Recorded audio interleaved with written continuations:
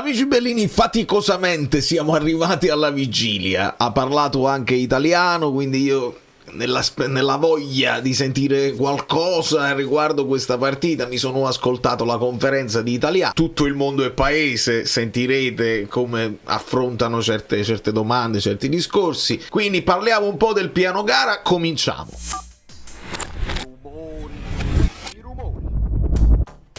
Ha appena segnato Malen, perché vabbè, io l'ho buttata lì sul calcio fluido, mi sono permesso di fare, mi sono anche schiaffeggiato mentre lo dicevo, però Malen continua a ricordarmi tantissimo Mertens nei suoi movimenti, il modo in cui si muove, come tocca il pallone. Ma abbiamo visto anche Mertens festeggiare lo scudetto del Galatasaray e mi fa un po' male, però mi fa un po' Malen, ecco, mi fa un po' Malen vederlo con magliette vintage del Galatasaray. È come vedere Mertens con la maglia Polenghi, ho visto delle cose, ma è giusto così che ci possiamo fare, non è solo nostro e lo dobbiamo accettare. Andiamo a sentire le parole di italiano. Mi sposterei direttamente sul campo perché vorrei parlare di campo. È un recap che faccio molto veloce, non è approfondito come quando parlava Conte, anche perché c'è poco. Veniamo solo a sapere di quelli che sono dei recuperi che può fare il Bologna.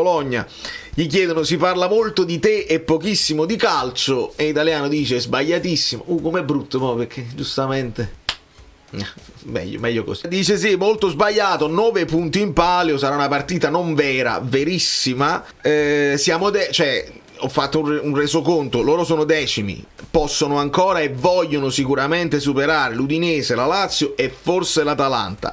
Sono pari punti con il Sassuolo. Per una squadra come il Bologna, che insomma è andata in Champions, non è accettabile in questo momento, e hanno il Torino a 5 punti dietro. L'italiano porta anche l'esempio dell'Inter, dice: l'Inter ha vinto, non doveva avere stimoli, ma avete visto con quanta fame ha zannato la partita con la Lazio, quindi non c'è dubbio che vorranno fare bene, vorrà chiudere bene. E poi bisognerà parlare anche lì di futuro, perché italiano ce l'hanno spesso accostato a noi come prossimo allenatore. Non lo so se il Bologna ha intenzione di blindarlo, se lo vogliono cacciare, e dice proprio delle cose al riguardo dopo, e loro ridono perché lui dice: no, poi ci incontreremo, sapere le stesse cose che dice Conte, ci dobbiamo incontrare, parlare, Sapri, e quando Sapri ridono. È una discussione tra l'allenatore e la dirigenza, quindi quando accadrà poi sarete messi tutti in saprete quello che sarà il nostro incontro.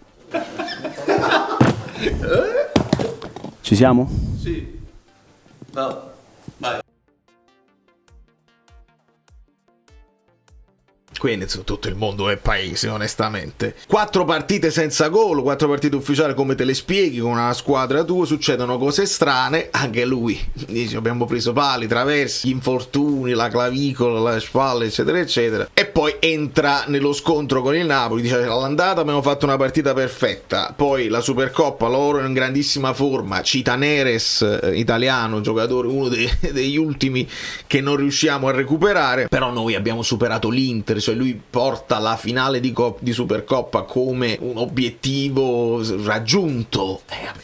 Una partita, vabbè. Dice: domani c'è la bella, vediamo se abbiamo vinto all'andata, abbiamo perso la Supercoppa, domani c'è la bella. Skorupski, Joao Mario e Dallinga, questi recuperi, italiano ci dice: non sono ancora al 100%, vediamo se Dallinga in corso può dare una mano in corso di partita a Castro, che sta tirando la carretta da solo da tantissime partite. Gli chiedono anche di Odegaard, italiano lo descrive come un tuttofare, che lui ha utilizzato esterno a destra e a sinistra, anche da mediano come prima punta, e quindi è il suo Elmas, se vogliamo, in qualche modo. Gli chiedono anche se giocherà Pessina in porta, perché Skorupski non ha ancora recuperato, poi lui utilizza Ravaglia, non so perché gli chiedono di Pessina, ma insomma dice: vedremo domani. E la più tosta delle tre, italiano dice: forse sì, perché il Napoli ha ancora voglia di stare al secondo posto senza farsi recuperare, e mentre l'Inter non può essere raggiunta, per esempio. L'altra partita è proprio con l'Atalanta che ha il Bologna, insomma l'Atalanta, vediamo cosa faranno con il Milan, insomma squadre un po' disastrate. E poi arriva quel momento dove dice: ci sarà l'incontro con una società per parlare del futuro,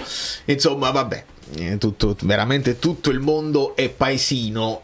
Queste sono le novità. Io qua porto ancora Beukema perché non siamo sicuri, anzi prendiamo uno scavetto e vediamo le novità. Io tanto poi già lo so che appena posto il video escono le probabili di Sky, che o mi smentite poi ne uscirà un altro, lo sappiamo. Allora ci spostiamo dall'altra parte, aggiungiamo la Tactical Board. No, questa è della Ure, perché la Tactical Board, esatto. Savic, Beukema, Rachmani, buongiorno, Politano, Lobotka, McTominay, Gutierrez, quindi i dubbi sono su Beukema e Gutierrez in questo momento, De Bruyne, Santos e Højlund. In panchina con il numero 22 Di Lorenzo, che vediamo se viene buttato subito in mischia o durante la partita. Spinazzola potrebbe insidiare Gutierrez o anche Politano in un'idea pazzesca dove magari rimetti Gutierrez a destra. Anghissà, che insomma forse ci siamo resi conto che dal primo minuto può essere un rischio. Rivedremo probabilmente anche Vergara come Gilmour, Elmas e Giovane. Per quanto riguarda il Bologna, Ravaglia, Zortea, Helland,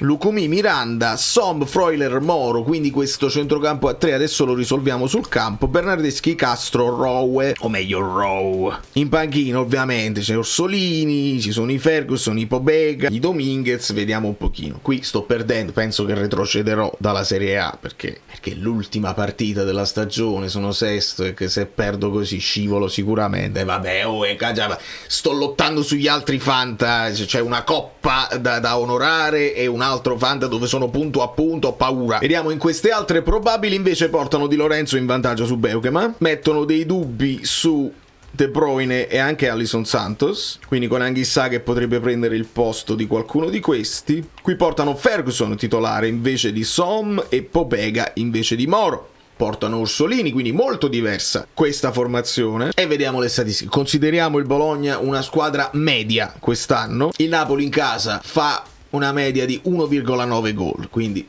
2. Ne subisce 0,9, quindi 1. Quindi il 2-1 è possibile in generale. Contro le medie il Napoli 1,2, 1 subito, quindi c'è il pericolo del pareggio. Il Bologna in trasferta 1,2, quindi un golletto te lo può fare, ne subisce 1,4, quindi un golletto lo subisce. Ci consideriamo una grande, contro le grandi segnano però 0,4 e subiscono 1,6. Quindi queste statistiche che spesso ci hanno aiutato a prevedere un risultato, soprattutto a fine campionato quando ormai i giochi sono fatti, ci possono portare verso un 1-1/2-1. Io mi sono allargato dicendo Rowe o Orsolini a seconda di chi gioca poi da titolare, Santos e McTominay, nell'idea, nella speranza, perché non voglio veramente, poi devo chiudere il canale.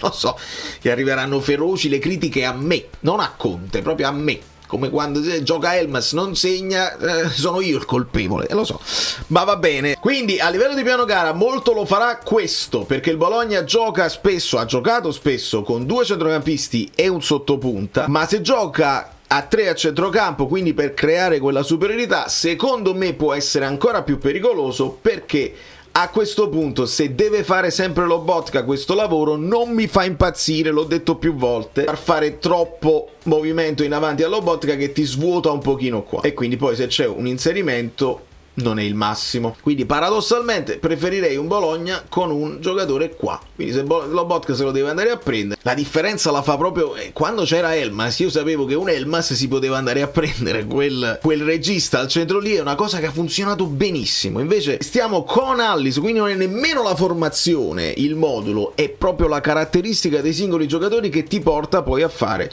un lavoro rispetto a un altro. In fase difensiva Højlund e De Bruyne andranno sui centrali, Politano probabilmente su Miranda e Alisson se la vedrà qui con Zortea. Se il Miguel, che dovrà dare una mano anche a Buongiorno per questo Orsolini, per questo Bernardeschi, vedremo chi sarà, se starà più in mezzo al campo potrebbe dare una mano qui su uno dei mediani. Quindi non di facilissima lettura gli accoppiamenti con questa formazione. Io spero sempre di avere ancora di più il pallone, vincere i duelli, perché lo abbiamo nel video di ieri o dell'altro ieri, è veramente interessante, ve lo consiglio se ve lo siete persi, perché si vede qual è il punto di forza del Bologna, e cioè vincono più duelli di noi. Dobbiamo stare attentissimi a inizio secondo tempo, dove noi siamo più fragili e dove loro segnano di più, e poi occhio alla palla lunga, perché il Bologna è la squadra che fa più palle lunghe, quindi la palla lunga è l'aggressione della seconda palla, dobbiamo stare molto attenti su questo. Con i miei pronostici era cominciata male, perché Torino-Sassuolo invece di pareggiare ha vinto il Torino, ho preso il gol di Simeone, poi sbaglio Cagliari-Udinese perché non è 1-1 ma è 0-2 addirittura, con roba di acerbismo, si può chiamare anche dossenismo adesso, attenzione, ognuno l'ha accusato, Davis lo ha accusato, Zaniolo lo ha accusato e lui si è difeso sui social, dice non esiste proprio, non è vero niente. Io ho sempre l'idea che i giocatori non è che se le inventano certe cose. Beh, però andiamo avanti, vediamo se lo abbracceranno come hanno abbracciato Acerbi. Sembra quasi che sai, poco. Allora,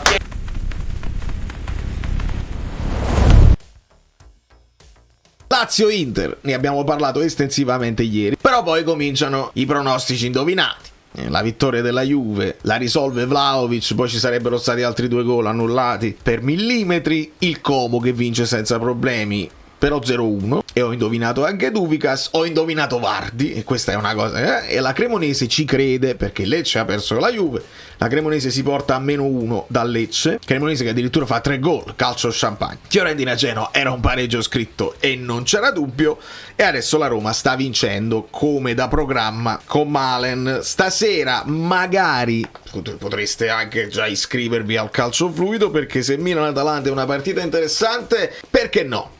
Parlarne non può far male, visto che adesso il Milan deve rispondere alla Juve che li ha scavalcati in classifica, e in questo momento la Roma avrebbe appaiato il Milan. Attenzione, si fa interessante. Quindi il Napoli deve rispondere a tutte queste domani, e noi già siamo pronti con la live, con tutte le cose che dobbiamo fare per un finale di campionato che si può anche giudicare interessante, sfizioso. Non è finita.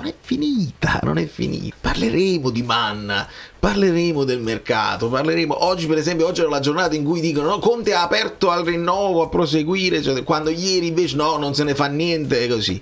Le sto sentendo le cose su Corona che vuole dire le cose del Napoli. Se dice le cose che noi sappiamo già, per esempio non si è trovato con Lang, con Lucca non c'è stata intesa, Ambrosino e Marianucci non si volevano, già le sappiamo queste cose qua, quindi io non credo che escano fuori cose che non sapevamo già. D'altra parte sul Napoli noi siamo preparati. Da New York Valerio Fluido è tutto, vi abbraccio e vi bacio, i like finali.